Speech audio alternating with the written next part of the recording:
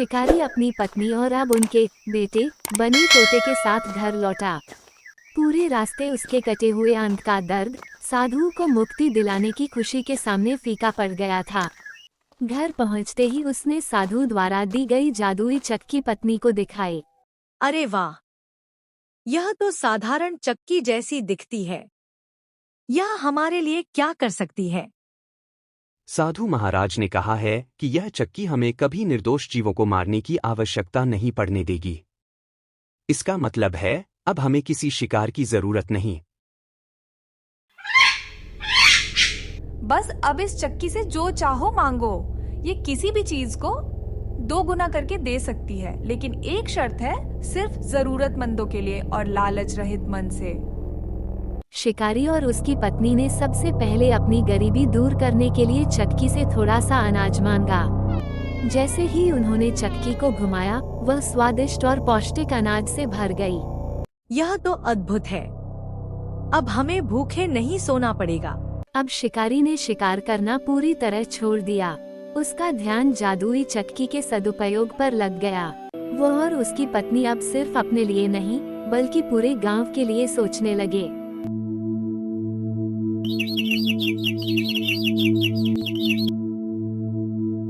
धीरे धीरे उनके घर से हर दिन आटा, दाल और कपड़ों जैसी जरूरत की चीजें निकलने लगी। गांव में कोई गरीब, कोई भूखा नहीं रहा। जादुई चक्की की मदद से शिकारी और उसकी पत्नी ने एक छोटे से मकान की जगह गांव में एक धर्मशाला भी बनवा दी, जहां हर यात्री और निर्धन को भोजन और आश्रय मिलता था। एक दिन शिकारी को याद आया कि उन्होंने साधु को मुक्ति दिलाई थी। वह चिंतित होकर तोते से पूछता है, तोते, हमने साधु महाराज को मुक्ति तो दिलाई, पर क्या अब वह अपने आश्रम लौटकर शांति से रह रहे होंगे? मुझे एक बार उनसे मिलना चाहिए। हाँ पिताजी, साधु महाराज अब अपने आश्रम लौट चुके हैं, लेकिन उनकी तपस्या में अभी भी एक बाधा है। उन्हें उन कन्याओं के श्राप का एक और पहलू याद आया, जो श्राप मुक्त होने के बाद भी उनका पीछा कर रहा है। यह कैसी बाधा है? मुझे बताओ, मैं उनकी मदद जरूर करूंगा। बात यह है कि श्राप के कारण वह हिरनी के रूप में निर्वस्त्र भटक रहे थे, लेकिन जब वह श्राप मुक्त हुए तो उनके सारे वस्त्र वहीं झाड़ी में रह गए, जहां उन्हें श्राप मिला था। वह अब नंगे बदन अपने आश्रम में तपस्या नहीं कर सकते। शिकारी को बात समझ में आ गई। उसने तुरंत फैसला किया कि वह साधु के लिए स्वयं अपने हाथों से सबसे सुंदर और पवित्र वस्त्र बनाकर लाएगा। उसने अपनी पत्नी से कहा, हमें साधु महाराज की एक और सेवा करनी होगी। मैं तुरंत जंगल में जाकर उनके लिए वस्त्रों की व्यवस्था करता हूँ। शिकारी तुरंत अपनी जादुई चक्की का उपयोग करता है और उससे रेशमी धागा प्राप्त करता है। कई दिनों की मेहनत के बाद शिकारी अपनी पत्नी की मदद से एक ऐसा वस्त्र बुनता है जो किसी राजा के लिए भी दुर्लभ हो। अब शिकारी तोते को साथ लेकर साधु के आश्रम की ओर यात्रा शुरू करता है, ताकि वह साधु को उनके वस्त्र लौटा सके और उनका शेष बचा दुख भी दूर कर सके। साधु का आश्रम घने जंगल के बीच एक प्राचीन नदी के किनारे स्थित था। पिताजी, ये रास्ता थोड़ा मुश्किल है, लेकिन यह नदी ही आश्रम की पहचान है। इतने सुंदर वस्त्र, उन्हें देखकर साधु महाराज कितने प्रसन्न होंगे। तीनों जब नदी के पास पहुँचे तो उन्होंने देखा कि साधु महाराज जल की ओर मुख करके तपस्या में लीन है, लेकिन वाकई में उनके शरीर पर कोई वस्त्र नहीं है। शिकारी ने नम आँखों से साधु को प्रणाम किया।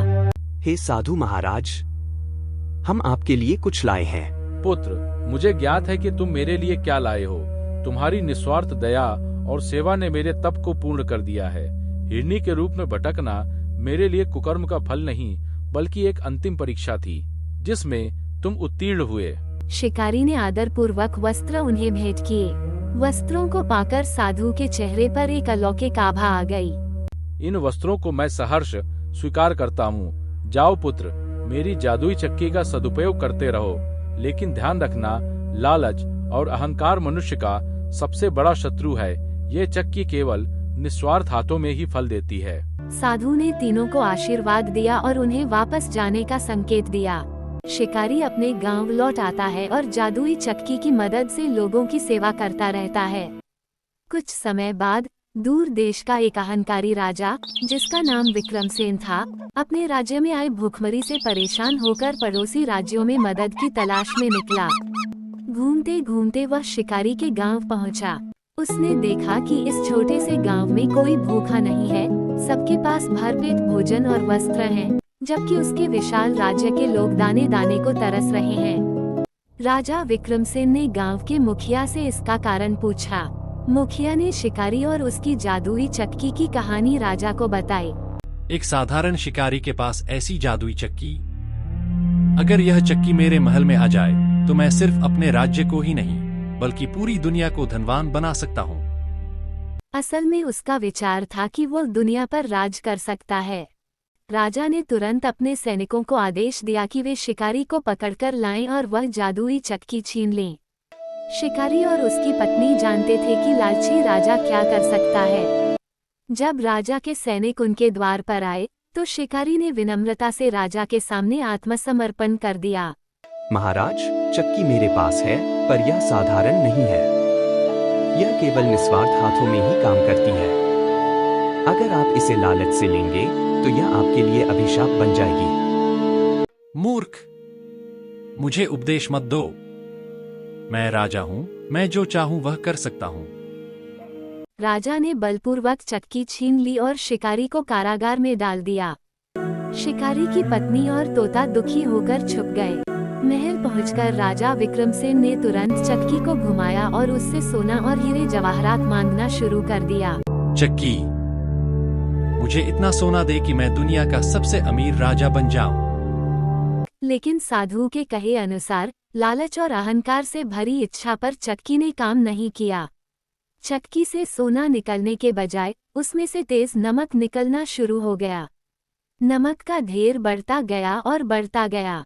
देखते ही देखते महल का फर्श, फिर कमरा और अंत में पूरा महल नमक से भर गया। राजा, उसका सिंहासन और सैनिक सब कुछ नमक के नीचे दब गए। नमक का ये ढेर एक विशाल नमक का पहाड़ बन गया, जो अहंकार और लालच के पतन की निशानी था। राजा की मूर्खता के कारण उसके राज्य में अब भूखमरी के साथ साथ एक आपदा भी आ गई थी। जब शिकारी की पत्नी और तोते को ये पता चला तो उन्होंने गांव के लोगों की मदद से शिकारी को जेल से रिहा कराया। शिकारी ने बाहर आकर देखा तो उसे साधु की कही हुई बात याद आई। साधु महाराज ने सही कहा था। अहंकार और लालच इस चक्की का सबसे बड़ा शत्रु है। अब हमें इस नमक के पहाड़ को हटाकर राज्य को बचाना होगा। शिकारी ने जादुई चक्की को उठाया और अब की बार विनम्रता और निस्वार्थ भाव से चक्की से प्रार्थना की। हे जादुई चक्की, कृपा करके इस नमक के पहाड़ को मीठे पानी के झरने में बदल दो, जिससे राजा के राज्य के लोग नमक की समस्या से मुक्त हों और उनकी प्यास बुझ सके। जादुई चक्की ने तुरंत नमक के पहाड़ को एक विशाल मीठे पानी के जलाशय में बदल दिया। राजा का राज्य बच गया और लोग शिकारी की दया और बुद्धिमत्ता से बहुत प्रभावित हुए। उन्होंने राजा विक्रमसेन को गद्दी से हटा दिया और सर्वसम्मति से शिकारी को अपना नया राजा घोषित किया। शिकारी ने राजा बनने के बाद भी अपनी विनम्रता नहीं छोड़ी।